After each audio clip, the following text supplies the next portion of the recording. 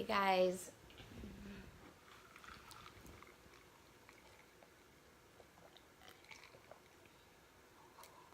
Hey Chelsea.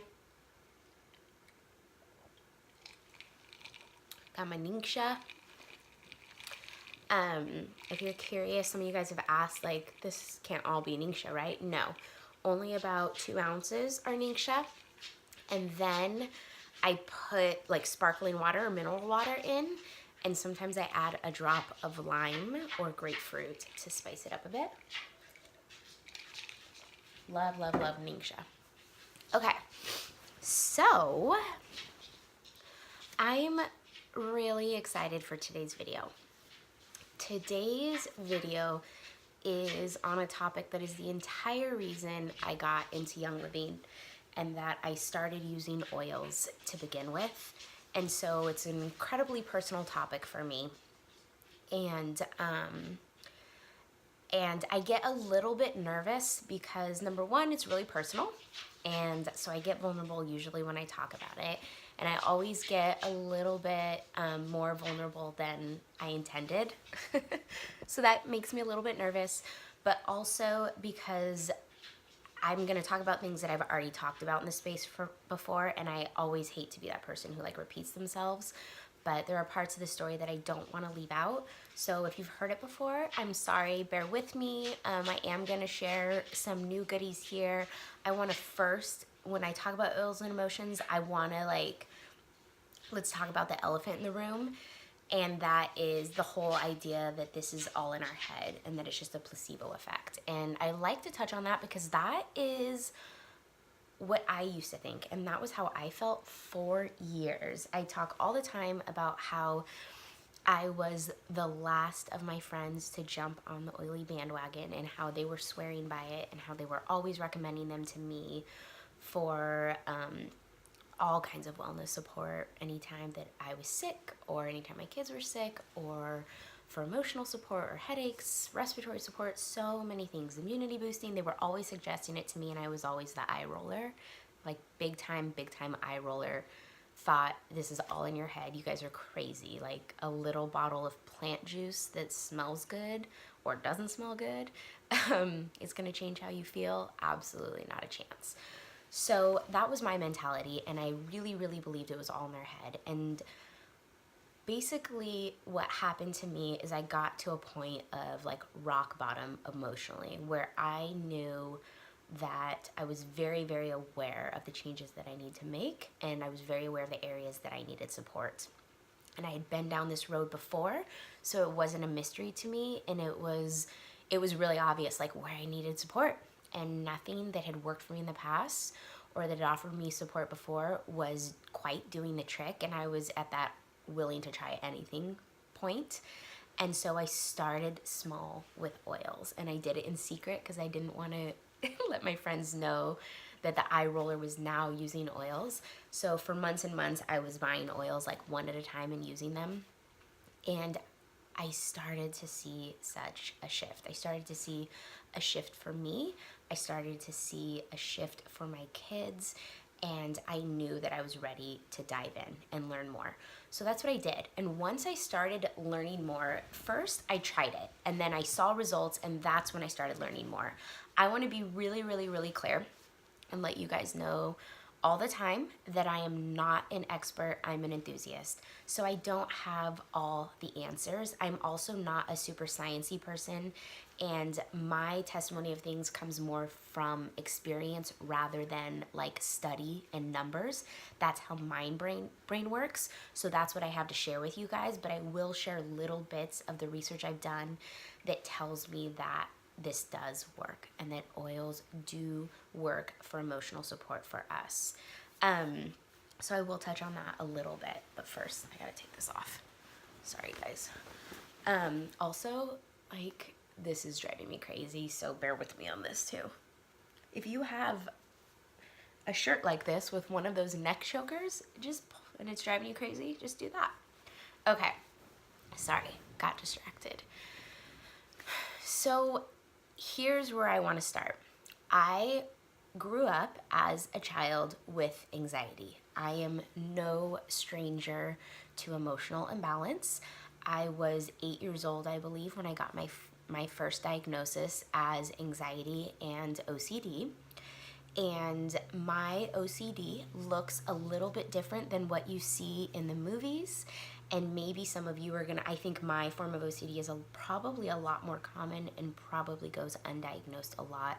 And even those of us without a diagnosis, I think so many of us have parts of this within us. And my OCD, rather than a lot of obsessive physical compulsions, my OCD looks like a lot of mental compulsions. So I will have obsessive or repetitive thoughts, and I can't get those thoughts out of my head until like I satisfy that urge, or until I take care of the problem. Or let's say that I left my house and a bill was due, but I can't pay the bill until I get home and I look at my account number. But I'm not going to be home for 8 hours. You better believe that for the next 8 hours, that is going to be a thought loop that plays in my head over and over and over and over, and it's going to affect my entire day. It's going to be affected, and it's going to almost serve as a form of paralysis from me being productive and getting done other areas in life that I need to get done. I need to get on with real life. I can't be stuck on the fact that a bill needs to be paid and I can't do anything about it for 8 hours, but I do. I get stuck, and that's what my OCD looks like. And the problem is what comes along with that is it boosts my anxiety. And when my anxiety boosts, I am grouchy and I'm snappy and I'm short with people, and things that shouldn't irritate me, and I find myself saying no to a lot more things that I should be saying yes to and should be inviting into my life. And it's just like this snowball effect of negativity and heaviness. So that's the form that mine has taken my entire life. There have been, as with all mental health, it comes in waves. And so I have had periods where I'm managing it really well, and then I have had periods where I hit a low and it feels unmanageable for me. And probably the times in my life when it has felt the most unmanageable in my adult life has come right after having children, so postpartum. And postpartum for me looks like insane, overwhelming worry. And my obsessive thoughts about postpartum become about worry that I can't keep my children safe, or that they might get sick, or what if something happens to them, or am I being a good mom? I have those obsessive thoughts, and they keep me up at night. They get in the way of me doing real life. They get in the way of me enjoying like moments with my children. And I had my third baby. She's 1.5 years now. So when she was born, I knew that postpartum was coming. I had experienced it with my 2 boys before her, and so I knew it was coming, and I was going to be different about it this time. I was going to take it head on. I wasn't going to let it happen to me. I was going to happen to it, and I wanted to be proactive, and that is when I was adamant about an oily routine for me and for my kids. Little bit about my kids. They're the greatest. They have the best personalities and the best energy and the biggest hearts. My oldest son is 9, and he is on the autism spectrum. He was diagnosed when he was younger. We've gone through, sorry, I think I'm gonna sneeze. Oh, it's gonna pass. Okay, let me get a drink so I don't sneeze.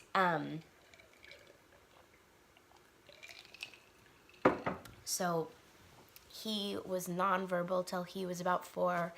Because he was our first, a lot of this, we didn't know what to expect. And we, in the very beginning, when we started seeing some signs, we thought maybe this was just normal. Maybe we're not good parents. Maybe we don't know what we're doing. It got to an unmanageable point to where we just didn't know how to help him anymore. And so we sought a lot of outside help. We started getting therapy in our home, and we started going to different places for speech therapy, occupational therapy, and behavior therapy. What this looks like is called ABA therapy for kids on the spectrum, and it is wonderful and life-changing. And if you find yourself in a similar situation, I definitely encourage you to pursue ABA therapy in your home. It is going to be hard. and it's going to be a lot of work, but it is going to transform your home, and it's going to give you the tools to have a calmer, more stable home. And it's going to give your child the tools to be calmer and more stabler and feel more comfortable in his or her own body. So, and that's all we want for our kids. We just want our kids to feel calm and comfortable in their own bodies, and that's what I want for myself, and it's what I want for them. So, that's my oldest son. My middle son is 3 years younger than him. He is 6, and he is a ball of energy, a ball of personality, and he is the little brother of a boy with autism. And that comes with its entirely different set of challenges. He is the middle son, and I am hyper aware of all of the stigma that comes along with being a middle child, as well as a stigma that comes along with being a sibling of someone with special needs. And I'm hyper aware of all the ways that I feel like I'm failing him every day and not supporting him with this life that he was born into. So there's been a lot of guilt on that front for me, and there's been a lot of overcompensation, and there's been just a lot of support that I have tried to provide him so that he feels seen in our family and understood. So a big part of the support that I have been offering all of my children, and Stevie being a baby and just coming into her own personality, that's my daughter, she's a year and a half, and it's been so fun using oils for her for just all the wellness support, and for skincare, and for sleep support, and for when she's teething and immunity boosting. Those are all the ways I've been using oils for her, as well as my boys. But for my boys, it's been extra special because I've been able to teach them about emotional supports. And as I'm on this journey for myself personally, I've been able to use it for them as well. So a little bit about why oils work, why oils can offer us emotional support. So I'm not sciencey, I'm not super smart in the whole biology area, but what I do know is that the limbic portion of our brain is where we store our memories, our trauma, our fear, our emotions. All of those things that affect our emotional wellness and our mental health are stored in the limbic portion of our brain. And out of all of our senses, the only one of our senses that is directly connected to the limbic portion of our brain is our sense of smell. And that's how we use oils. We use them aromatically, we apply them topically, and we inhale them. And it goes straight to that limbic portion of our brain, and it affects it dramatically, and it affects it instantly. I have actual exact numbers, and because I'm not a science person, I don't memorize them, so I'm just going to tell them to you guys. Okay. The oil molecules are so tiny that when we apply a drop of oil to our feet, the oil is absorbed immediately and begins to get to work. Within 22 seconds, the molecules have reached our brain. Within 2 minutes, they can be found in our bloodstream, and within 20 minutes, they have affected every cell in our body. That's what these essential oils do. And remember, they are coming directly from the earth. They are 100% pure. There are no fillers or additives in them. They are coming from this world that we live in, from plants. They are plants' medicine, and they are man's first medicine. I get really excited and I geek out when I talk about them, because when you start to see a shift in your own personal life, and when you start to see a shift in your own emotional wellness, you want every single person to know about it. So here are the different ways that I use oils very practically. I am a practical person. I will be the first to tell you that you're not going to get a stress away, open it up, roll it on, and your stress isn't just going to go away. That is not how this works. Oils are not a cure-all. They are a tool, and I believe in gathering tools for our arsenal to take this on head on. And so oils are one of my tools. Another part of my OCD is called Trichotillomania. I know that's the scariest sounding word in the whole world, Trichotillomania, but what it basically means is that I pull my hair. And it's similar to nail biting, it's similar to cutting, it's similar to other what are called in the diagnostic handbook are called self-harm behaviors. And so I've done it since I was 8 years old. Again, there are times when I'm able to manage it more, and then there are times when I'm not. And usually those times circle around areas in my life where I'm experiencing more stress. So, what I do is maybe I'm feeling anxious, or maybe I'm having some of my perseverating thoughts. And so I just go like this.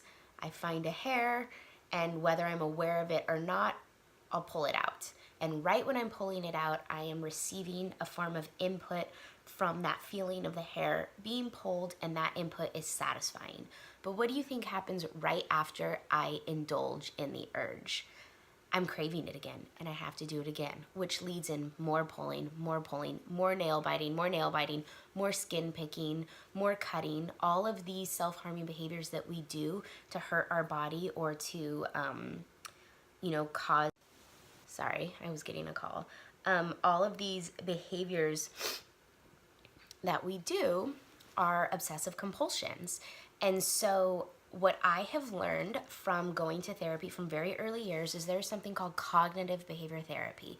And when you have any sort of addiction or obsessive thoughts or obsessive behaviors, more likely than not, your psychologist or your psychiatrist is going to work with you on cognitive behavior therapy. Here's what that is in a nutshell, in layman's terms, the way that I understand it. Cognitive behavior therapy is basically training our brain to think differently about those negative thoughts or those negative compulsions. And it is about replacing those negative compulsions with healthy alternatives. So I'll say that again. It's about replacing those negative compulsions or those negative thoughts that are not serving us with positive alternatives. So my life and my journey of emotional wellness has been a constant search for healthy alternatives that give me that same sense of input and that satisfy that urge, so I'm not left reeling, but that I'm replacing with something that is healthy and appropriate. So this is also what I'm teaching my kids when they're feeling compelled to anger or compelled to an outburst or a meltdown, or when they're starting to feel anxious before homework, or when they're feeling nervous about trying something new. I'm trying to teach them, recognize that emotion is happening to you. Sit with it. Allow yourself to feel it, and then as you're feeling it, rather than engaging in the negative emotional or physical response, I'm teaching them to reach for their oil, to grab their oil, and this is what I'm doing myself, to apply it. See, I literally feel a difference just from that. To breathe it in, to listen, to feel their breathing, to allow it to affect their system, to notice a change in their calmness, to become more mindful. And now it's an entire experience. It's not just roll on the oils and I'll feel better. It's really about mindfulness, and it is about coupling what the benefits of these oils can offer you physically and coupling them by doing the emotional work, by sitting with the feeling, by acknowledging that you're feeling it, by recognizing it, by being mindful and replacing your negative response to those feelings with something that is positive that serves you. I hope that that makes sense. That is how I am teaching my children to use them, and that is how I'm using them personally. Also, what I'm doing with my kids, and I talk about this here a lot because it's my favorite thing ever, is we create pockets of peace around our house. And my kids are getting better about knowing what this is.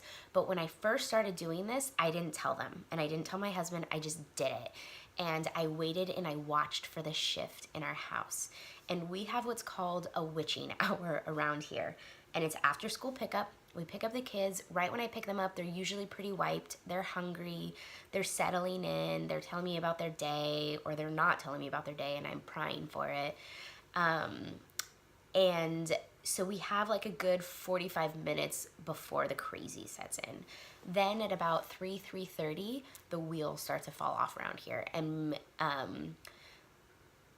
don't even know what it is. It's the witching hour. Everybody's upset. Everybody's cranky. Everybody's ready for dinner time. Everyone needs a shower.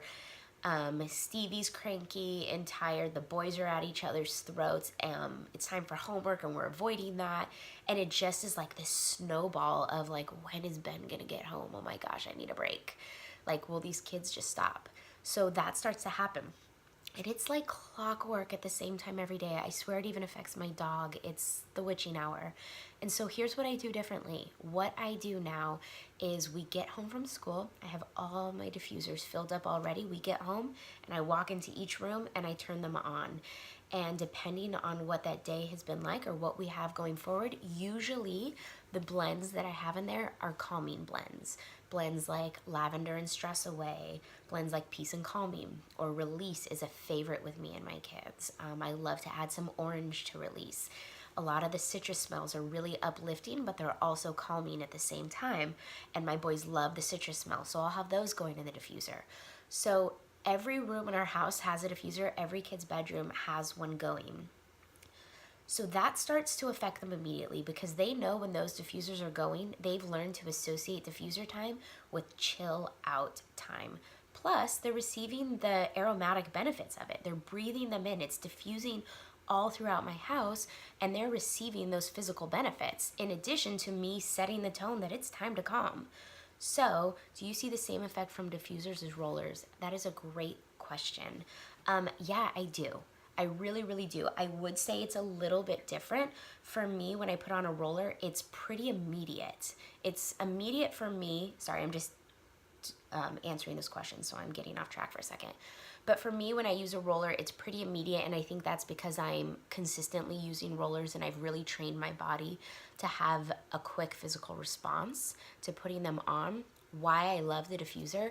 So I have my lantern diffuser going right there, and the lantern diffuser and the desert mist diffuser have the intermittent feature, which I love because it lets your diffuser last for like 10 hours, and it'll go on for 30 seconds, off for 30 seconds, on, off. And so what I like about that is it's a pretty continuous, consistent stream of the oils that I need being dispersed throughout my house. So I like that it's like this consistent chill, but when I need an immediate chill, that's when I'm gonna roll on. So I really think that the combination of the two, it achieves the same effect, but I love using them in conjunction with each other. I hope that answers your question. Okay, so about the pockets of peace. So I start off with the diffusers. As we start to approach the wind down time of the evening and it starts to get dark out and the kids have eaten dinner, my kids eat dinner really early at like 5 o'clock. They've eaten dinner and we're starting to like settle into the evening, and I don't want any more couch cushion forts being built and jumping off the staircase and all of that. I'm like, simmer down. I have everyone go to their rooms for their quiet time. Easier said than done in the beginning, but now they actually crave it and they look forward to it. So they go to their rooms. I do let them have their iPads or they read a book, and they go into their separate rooms. Both of them have their diffuser going. I dim the lights. If it's my Aria diffuser in that room, I have the calming meditative music playing that goes with the Aria diffuser, or through our Bluetooth speaker, I put on some calming, strictly instrumental music. And what they don't even know it's happening. We don't talk about it as like, it's peaceful time, like, we're gonna turn on our music, we're gonna dim our lights. I don't walk them through any sort of guided meditation or anything because my kids are the type to really like dig their heels in if I try to push that on them. So I just let it happen around them and I just let them feel the effects of it. I'll walk into the room, I'll have a Valor roller, and I'll walk in and I'll just hold it up, and my kids are now to the point of they'll keep doing whatever they're doing, and they'll put out their wrist or they'll pull down their shirt for their chest, and I'll just walk in and I'll apply it. I don't even say anything. I just put it on them, roll it across their chest, and next thing I know, like, my son will be watching his iPad and he swings his wrist over and he just starts sniffing it and then just goes about what he's doing. So it's pretty cool. It's pretty neat. Sorry about my runny nose, you guys. Like, how annoying. I promise I'll wash my hands from doing this 100 times after this video. It's really neat to see the shift, and it has been really powerful for them. And it's also cool because they'll go places now and they'll smell like oils, and their friends will be like, oh, you smell good again, or are those your oils? And it's so cute to hear them talking to people about the oils and how they use them and what they love them for. And what I really love is I'm not teaching them to avoid negative emotion. I think it's important that we embrace negative emotion and that we teach our children to learn how to sit with it and how to deal with it. I'm not teaching them to avoid it. What I'm teaching them is to recognize when they're feeling it and then to seek out solutions. To recognize, oh, I'm feeling that way again in like my chest, or that tightness in my tummy. Like, I'm feeling that way again. Okay, what should I do when I feel that way? In ABA therapy, we teach kids all the time to focus on their breathing and to take deep breaths.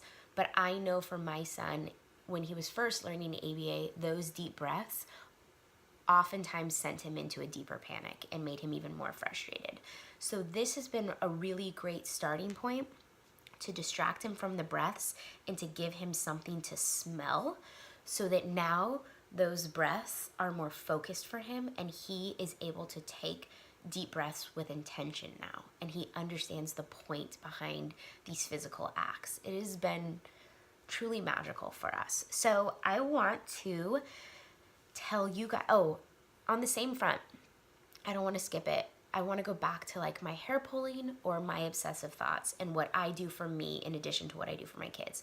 So when it's me and I'm starting to feel those overwhelming thoughts coming on, or I'm starting to feel the urge to pull my hair, or I'm starting to feel like the urge to engage in a compulsive behavior or compulsive thoughts that do not serve me, I pause. A lot of the times I'll be at a stoplight because a lot of my compulsions happen in the car when I have time to think, or when I can't be distracted with my phone or emails or a baby. So when I'm in the car is a lot of the time that I have a lot of those compulsive thoughts, or I'm more prone to pull my hair. So when I recognize those thoughts coming on, I carry rollers with me. These are Young Living's pre-made rollers. I have so many favorites. These are the ones I use for emotional support. Tranquil, like all-time fave of mine. Stress Away, Magic, it's vacation in a bottle. Super calming, smells like heaven, makes a great perfume as well. And Valor. This is one of Young Living's most popular, best-selling oils. I want to say really quick that when I first got Valor, as well as a couple of other oils I want to share with you guys today, everyone raves about this. And I got it and I smelled it and I was like, I don't see what all the fuss is about. I don't even know if I really like this. And I wasn't drawn to it. You guys, today, I crave this daily. My kids crave this daily. So what I want to say to that, and how I want to speak to that, is that our bodies are ever changing. Our needs are ever changing. Our hormones are ever changing. Our emotional wellness is ever changing and always has different needs. So what our limbic system is going to crave and need is also going to be evolving. So there may be an oil that right when you smell it, you're not super on board with it. Meanwhile, 3 months later, it may be something that you need every hour on the hour. Speaking of which, how frequently should you be using these? Every bottle is going to say on the side, it's going to have suggested usage instructions. And I believe that when you're starting out with that oil, that you should follow the suggested usage instructions. And then as you start to see how your body responds to that oil, you can decide if you need to continue to dilute it or if you can start to apply it neat, which means straight up. For a lot of the emotional support ones, I believe strongly in using them liberally as needed. Begin by doing what it says on the bottle, but as you start to feel comfortable with that oil and as it starts to resonate with your body, use it as needed. Be consistent and be proactive about using your emotional support oils.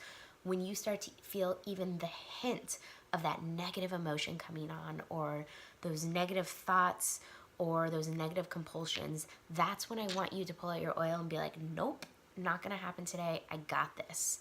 And I want you to use them proactively. So back to me being in my car, speaking of proactively using our oils, anytime I feel that compulsion coming on, I exercise my cognitive behavior therapy techniques, and rather than engaging in the hair pull, I reach for something, I reach for an alternative that is healthy and that serves me, and that's when I'm reaching for my rollers. I also make rollers all the time, like for fun, of different blends that I'm loving at any given time. Here's my Good Vibes roller. This one has vetiver, Sacred Mountain and lavender, I believe, and a little bit of frankincense. It smells like magic. White Angelica is another favorite of mine for emotional support. Different areas that I like to put them. I like to put it across my heart. Sometimes I put a drop directly on the center of my forehead. I love that it helps to like center me, ground me. I can also smell it really well from there, and I feel all the disjointed thoughts in my brain. To me, it feels like they're being moved forward into a spot where I can manage them. I also love to put them on the tops of my shoulders, help them feel lighter. They're great on my kids. I put it down their spine.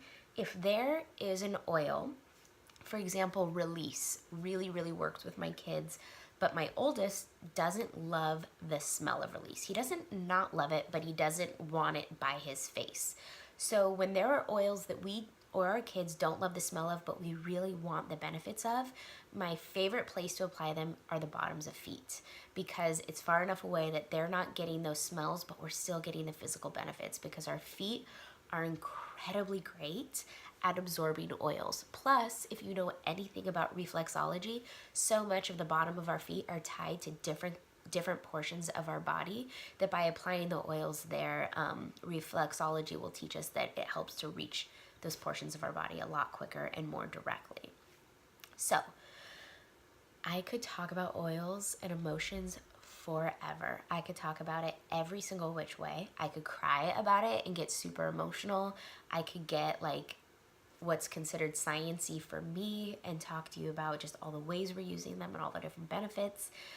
I could talk to you about our oily routines for days. I talk a lot. I did a class a little while ago with an oily friend of mine, Lauren Gross, and we did an oils and sensory support class. And it was designed mostly for kids, but it definitely applies to adults first.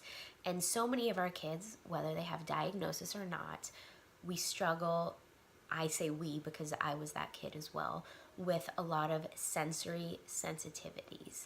And maybe we're a highly sensitive person and we're more prone to being emotionally sensitive. Maybe we're sensitive to exterior stimuli. Maybe we're sensitive to overstimulation. Maybe we're sensitive to light. Maybe we're sensitive to smell, to touch. There's all these different things that kids are sensitive to, that when they're young and they don't learn how to manage that overstimulation, it is going to manifest in negative behaviors, in outbursts, in temper tantrums, in shutdowns, in nonverbal communication, and all of these behaviors that can feel very difficult to manage and overwhelming for parents to manage. I know, because I was that parent for years before we sought out therapy and got help and learned how to manage these things. And so in that course, we talk a lot about how to incorporate oils into your daily routine to really teach our kids to manage their own emotions and also to help manage ours, because we are a mirror for our children. The emotional well-being that we are displaying to them, they are smart and they are intuitive and they pick up on our vibrations more than we know. So we may not be saying anything negative. We may not think that we're displaying stressed out behavior, but if you feel anxiety in your soul, and if you feel tense in your stomach, and if you feel heavy on your shoulders, I promise you, your children are picking up on that, and they are aware, and they are a mirror, and they are going to reflect that same anxiety. But guess what? They don't have the coping skills that we have. Oftentimes, they don't have those. So it's going to manifest in things that feel very difficult for us. Yes, I do have favorite oils and roller blends for spiritual time. Right now, I didn't bring it over here. I am obsessed with the oil Believe. Believe is one of my all-time favorite oils for when I'm meditating, for when I'm praying, and for when I'm reading my scriptures. I also love frankincense all the time. Frankincense is just like hands down all-time favorite. I can never lose with frankincense. But also, if I'm going to tell you about like my grouping of my favorite oils, they're all the oils that are in the Feelings kit. I have a handful of them over here. One of them is Harmony. We have Forgiveness.